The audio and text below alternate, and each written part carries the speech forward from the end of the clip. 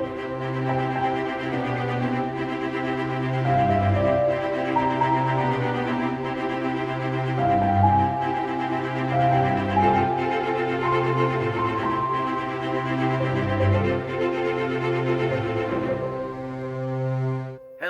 Superboy Beyond fans. Welcome back. Welcome back. It's Tom and Chris here. We're going to do a Beyond commentary today. Today, we're going back to one of our personal favorites, the Ruby Spears animated series. And we're choosing episode 9, which is Bonechill. Yeah, we are slowly working our way through this series. I'm really liking it. I think it's severely underrated. I know nothing about Bonechill. Is it a character created for the show, or is it something? Yes, it. Okay. The majority of foes that he took on in this series were created for the show. One of them, who we won't see till the final episode, is based on an actual alien race from DC, but he never appeared in anything else. Okay.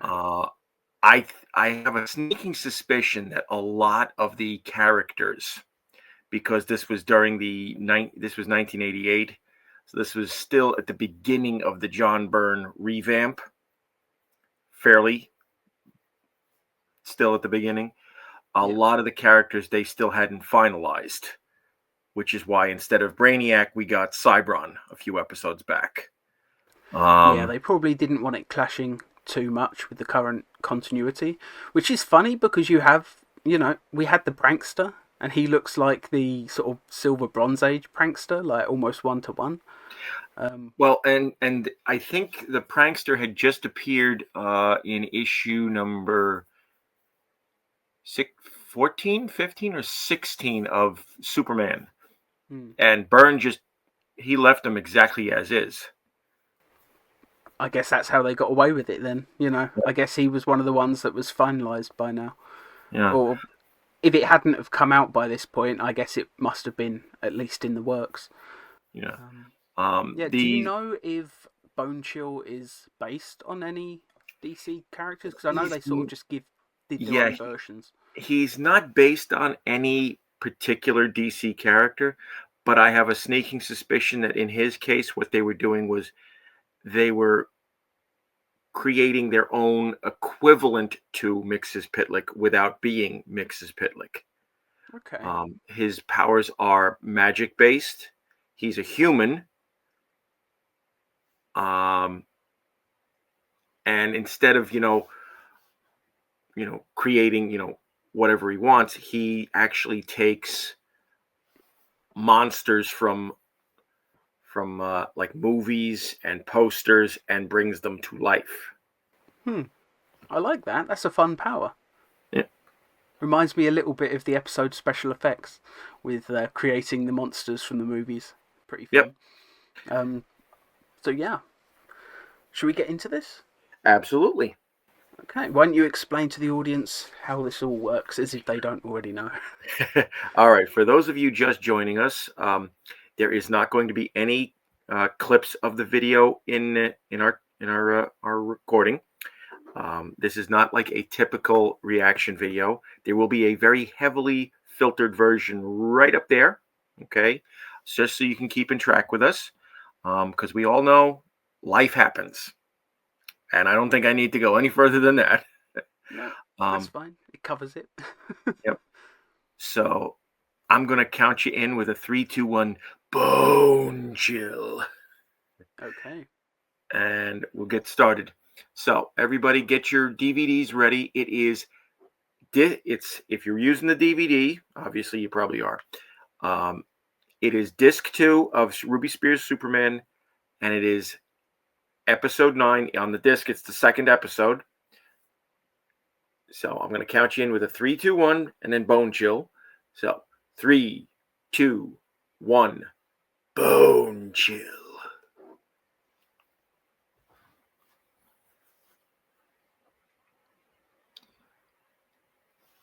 I know we've decided to get away from talking about the intros, but I absolutely love the intro to the Ruby Spears series. Yeah, me too. And as far as I know, was this like the first time that the John Williams theme was used outside of the Christopher Reeve movies? Yes. Okay. Although I think it might have been used in the Atari game to a certain extent. I'm Oh, not I'm not. I'm sure. not counting that. I just mean purely TV and film. Because Yeah. obviously Smallville would come to use it a lot. Superman Returns, for obvious reasons, did. Yeah. Justice League, even the end of Black Adam. Yeah, but when Justice League used it, it was in a Yeah, I bad wasn't context. wasn't so keen on it there. There was also something a little bit off about hearing Tim Burton's Batman theme when Affleck is on screen. That's the theme that Michael Keaton has. It Yeah. doesn't quite work for. The only other person it works for is probably Kevin Conroy. you know. Yep. So we start our episode off with a couple of college kids going into an antique shop, Mm. and here is our adversary, a guy by the name of Chilton Bone, Mm. and he is voiced by legendary character actor Keen Curtis. What else has King Curtis been in? I recognise his voice very And slightly, but I couldn't tell you what I film. I'm not sure if he did any other voice work, but he did a lot of episodic TV during the 70s, 80s, 90s. I think he was on a couple of episodes of Seinfeld that I remember. I'm not a Seinfeld fan, so Yeah. I'm gonna Google Oh, him very quickly. he was also in Lois and Clark. Oh, I know him. The Night Before Miximus. Yeah. Oh He no, I was the know old him. he was the old guy who kept trying to commit suicide. Yeah. We only watched that Christmas just gone, wasn't it? Yeah. Oh, and he was Ernest Littlefield in Stargate SG-1. That's probably where I know him from. That was a Yeah. good episode.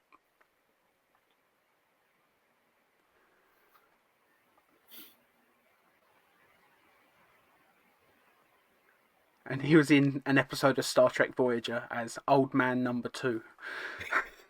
So I guess there was multiple old people in that episode. Well, at that point, I think he was in his late 60s. Hmm. I liked him in everything I've seen him in, so. Yeah.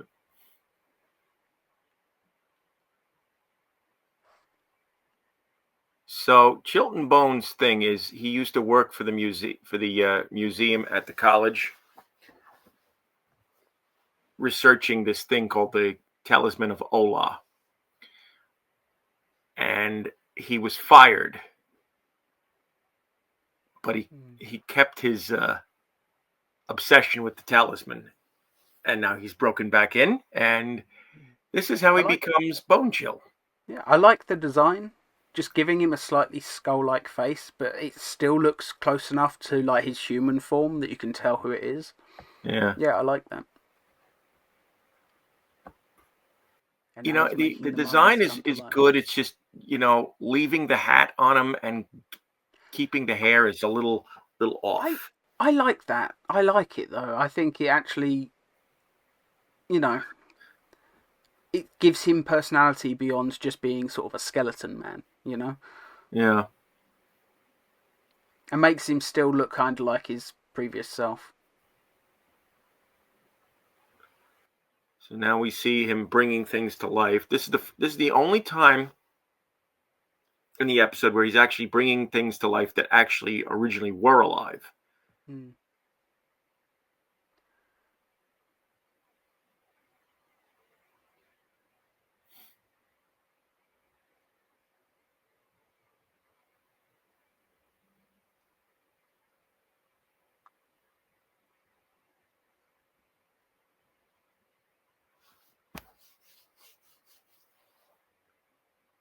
I know I've said it before, but I really like Jimmy's redesign for this.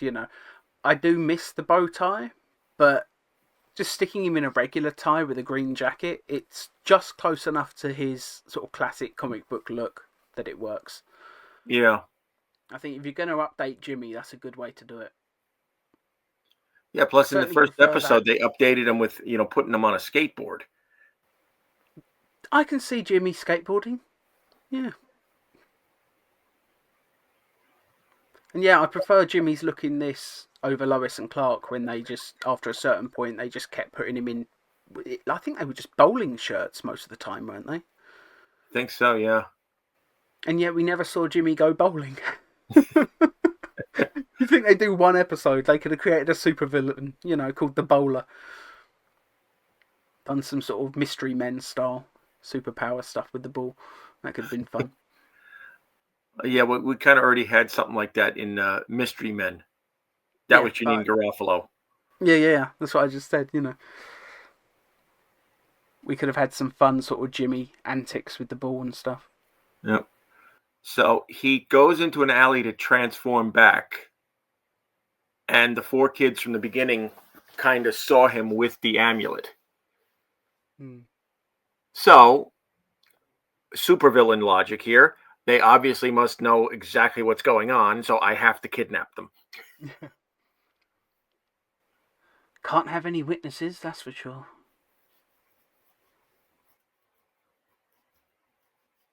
It would be different, if they'd actually seen him transform, but all they saw him with was the amulet and him on his hands and knees. I suppose he didn't know how much they'd seen, Better safe than sorry, I guess, from his point of view.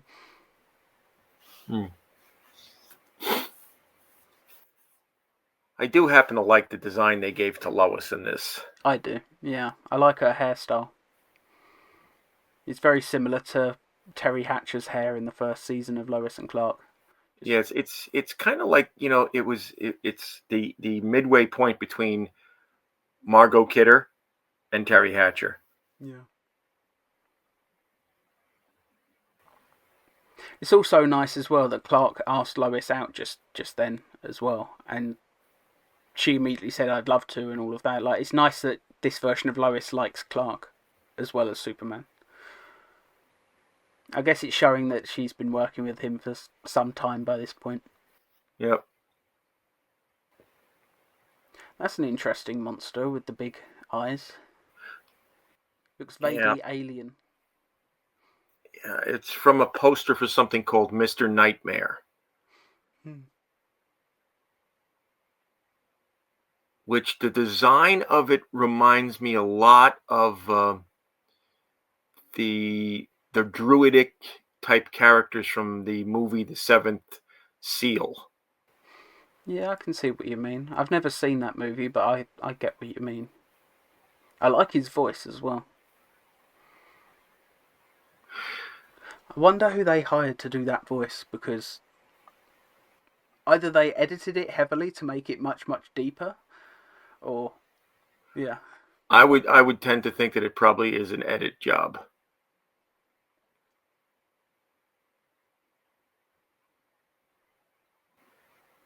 There are voice actors that can genuinely do that, though, so... Now, what was that creature called? Do you remember? It says Mr. Nightmare. At least that's what said it on the poster. Let's see.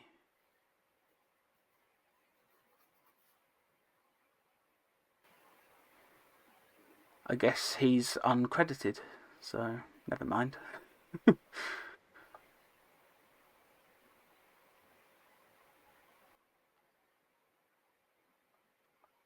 And of course, what nightmare-themed episode would be complete without an appearance by the Frankenstein monster and the Wolfman? Oh, yeah. You've got to, if you're going to have movie monsters, and considering that one has been public domain for a very long time, yeah. And generic werewolf, I know they probably didn't have the rights to use the Wolfman, but how many werewolf movies are there? You don't need to get permission to use that character. Yeah. The idea of a werewolf is in and of itself a public domain. Yeah.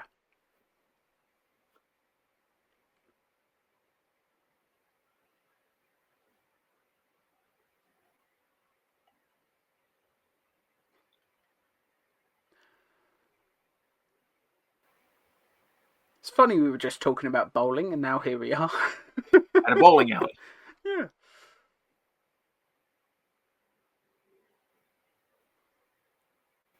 I do love when stuff like that happens. You know, you as soon as you mention something, it comes up.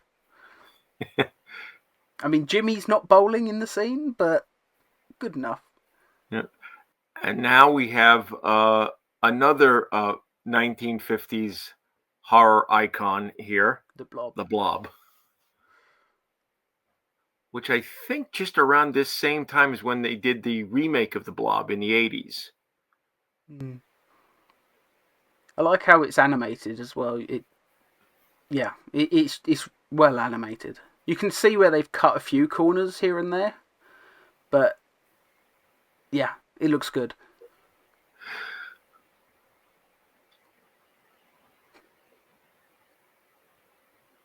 Well, that was lucky. I guess they didn't have it in the budget for him to freeze it and then smash his way out, so they just had it disappear. Well, that's the other thing, the Ruby Spears series. It would, one of the edicts that Marv Wolfman has talked about, and I think he talked about it in the issue of Back Issue magazine where they focused on the animated series, and he says Ruby Spears from the from the high ups in the network stated that Superman could not be seen punching living beings. I don't think the Blob would count though. Yeah, I imagine it's just that it would have cost a lot of money to smash. Here's what Wolfman said. The script from the first episode, Defend the Defendroids, he wasn't allowed to punch the robots because even robots have souls. That's the actual quote that came from what they wrote on the script. That's so stupid. Yeah. Apparently, it was long rumoured that the Spider-Man animated series from the 90s, he wasn't allowed to punch anyone, which is why he just does a lot of flying kicks. Yeah. But apparently that's just a rumour. They just decided that his kicks looked more dynamic when they animated them. So it set off this entire urban legend. But actually, no, it was a stylistic choice. They thought it looked cooler. I kind of love that. I don't know how true it is. Well, I'm actually friends with the lead producer on the show on Facebook, so I could always ask him about that. Yeah, I remember there was a YouTube video a few years ago, and it went in depth about the animated series, and it was like a retrospective thing, and I think they interviewed the showrunner for that.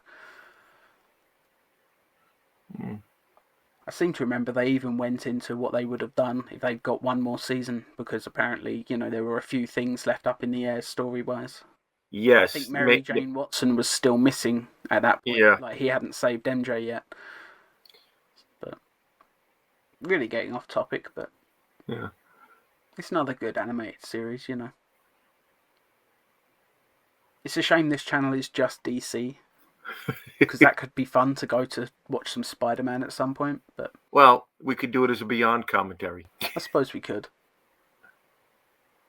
We're not going to get into the MCU though, because I'm not worried about catching up at this point. It's been a while. No. I just lost interest. So his plan now is to kidnap all of Superman's friends except Clark.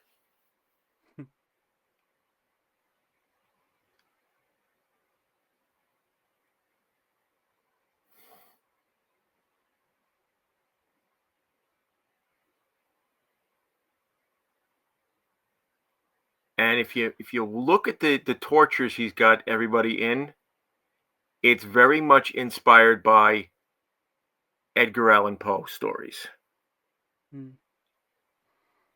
It's funny as well, though, that device with the pendulum, yep, they use that exact thing as a trap in one of these Saw movies.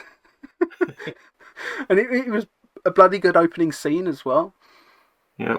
It's funny how the sort of classic torture devices from medieval history just keep coming back. So the first one was the Pit and the Pendulum, and now we've got the Cask of Amontillado, which for some reason they didn't mention the Cask of Amontillado by name. But Maybe the they next figured, one is going the to be the people most that get... famous. Yeah. I'll be honest, even though I've been to Edgar Allan Poe's house, because he had a house in England for a while, and I went there on a school trip once, Right. the only story of his that I've read is it The Raven, Nevermore? That's such a great Actually, no, The story. Telltale Heart. Yep. I've read that as well. That's the one they're referencing now. There we are. Yeah. That is the That was most a good one. famous of his stories. Mm. And I do like when The Simpsons famously adapted The Telltale Heart. Oh It's the yeah, Telltale Bart. with James Earl Jones doing the Yeah. narration. And they adapted The Raven as well, and it was just Bart as the Raven. Yeah. Yeah. And when Simpsons hit with those Treehouse of Horrors, it was something really, truly special. Mm. Who knows, maybe we should watch a couple of Simpsons at some point. Maybe we can watch the episode about the making of the Radioactive Man movie. That could be fun. Up and Jiminy at Jilliker. them! Jiminy Jillikers. Jiminy Jillikers.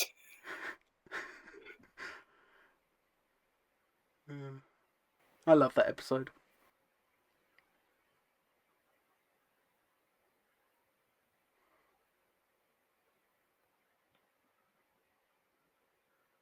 Well, that was an interesting shot. Visually, that was very cool. Which is interesting because I think they just faded between two paintings to accomplish that, and it totally worked. Yeah. That's one thing I've got to say for this show. You can see that it was pretty low budget, but when they did something like really well, it holds up.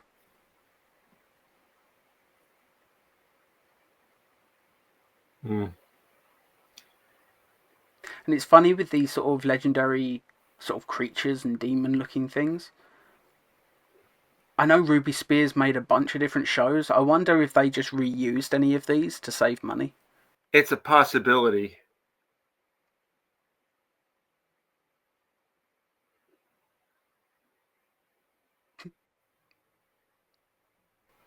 I like that. That was a good use of his powers. Stretching the floor back together doesn't quite work for me, but drilling down into it, I think that looked cool. We've seen Superman do that in Superman the movie to get to Lex Luthor's lair. We've never seen him do it to other people before, so that's pretty cool.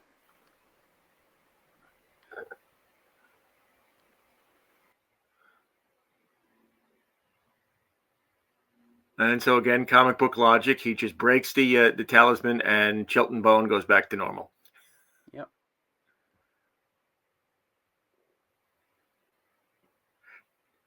Bonechill is definitely a villain I would have loved to see come back in some form. Hell, it's the kind of villain that I think has so much potential. I'd love to see it adapted into something else, something live action. Or Like they hell, could have heck, done a pretty even cool just bring episode him of back into the Superboy. comics. Yeah. And now, of course, we start with our Superman family album, the driver's license. One thing I want to, before we get into the driver's license, the Bonechill episode itself was written by Steve Gerber. Huh. Yeah. I like Steve Gerber. He was the Howard the Duck guy, right? Yes, but he's also known for writing a lot of horror themed comics. So this was right up his alley.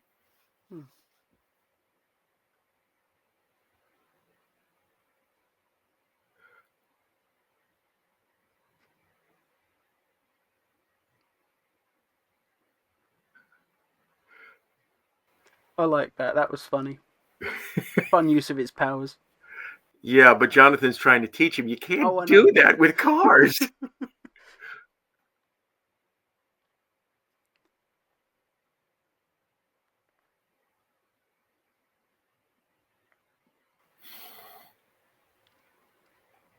I wonder if they had gotten to make a second season. I wonder if they would have gone back and used young Clark again, like from childhood, because it seems that by the end of season 1, he's going to be basically an adult at Yeah. this rate. I guess for season 2 they would have had to go back and start again from Super Baby era and just tell a Well, bunch of extra stories. well, the thing about it is it's all done in order of his life. So there's more stuff going on in his life than just these 13 Yeah. shorts.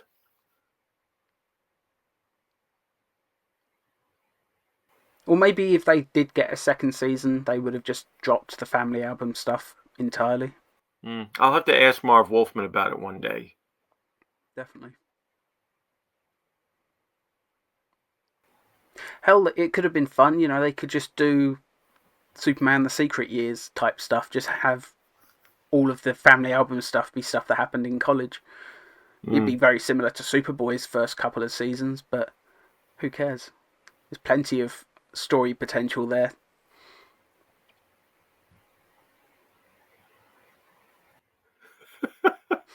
Of course he passes the eye test, yeah. Yeah, by reading Acme Eye Chart. She did say read the smallest line you can.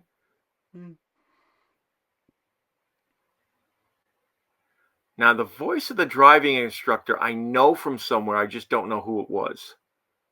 The voice of who? The driver? The driving instructor. Let's see.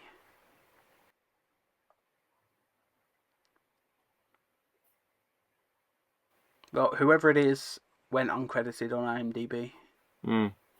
There's a bunch of people that are listed, but they're just listed as voice. It doesn't actually tell you who they voiced.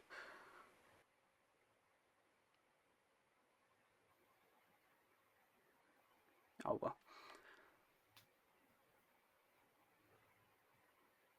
And despite Jonathan telling him not to use his powers so much when he's driving, Yeah. he He's still a does and teenager, passes. He's a little bit rebellious still.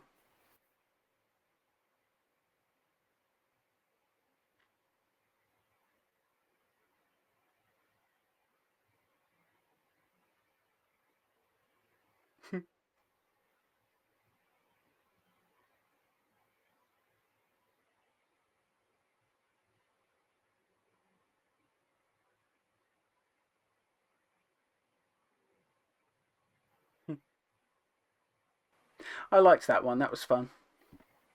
Yeah. Granted, I don't think he really needs to drive most of the time, but I guess as part of his cover, yeah, it makes sense. Plus, maybe he wants to take Lana for a drive at some point, and yeah. That'll be coming within the next few episodes. Oh, will it? That actually Yes. happens, does it? That's cool. Yeah, that was a really solid episode. I really liked Bonechill as a villain. I liked his design. I know you aren't keen on the hair and the hat, but to me that reminds me a little bit of just a whole bunch of different things. Like even something like Solomon Grundy. Sometimes I don't think he always has a hat, but he's got sort of the white face that's slightly monstrous. Yeah. He's got the same sort of hair. Yeah, the hat reminds me a little bit of I forget. I think is it Terry Pratchett that did Discworld or whatever, and there's like a version of Death in that dresses like a farmer or something, and that's why Could he's got a be. scythe. Yeah, I've you know I remember listening to stories of that in the car as a kid because my dad was obsessed with Terry Pratchett. Um, yeah, I don't remember exactly what it was, but yeah, it just for some reason that's what kept popping into my head as I saw him was just that sort of version of Death. Yeah. Yeah, he also looks vaguely like you know, the era of like the Salem witch trials and the pilgrims and that. It's not a pilgrim hat, but I don't know, it evoked something old in that style. It seemed like something from a slightly older era. Yeah. I don't know if that's what they were intending on, but those are the Well, things that kept popping into my head. his regular outfit from the neck down seemed to turn more into robes and such. Yeah. Yeah, very, very, very cool episode. You know, I like his power set. I like the character. I wish, like you said, that we had more stories with this guy. Maybe it would have been cool if they did do a second season, like to have him break out of prison. Maybe find out what the origin of that amulet actually was. You know, maybe you could have done a crossover with Mixus Pitlick, and it turns out like that's just something he created to cause a bit of havoc on Earth when he was away. Just I'll leave this artifact on Earth and let's just see what sort of trouble it causes. I don't even have to do anything. Yeah. you know. Let's see what kind of deviltry I can do without me being there. Exactly. Yeah, it could have been fun to get some origin for that. I would have liked to see Bonechill in live action. I think he would have been the sort of villain that would work well in Superboy or Lois and Clark. Yeah, even the Bruce Timm animated series. Maybe they could have Even done something with him. even Superman and Lois, he would have worked well in. Yeah, Superman and Lois probably could have got away with doing like a really dark, twisted version. That could have been fun. I mean, I know they weren't really doing the episodic thing, but I mean, they did have one-off villains in episodes here and there, so maybe they could have done something with him.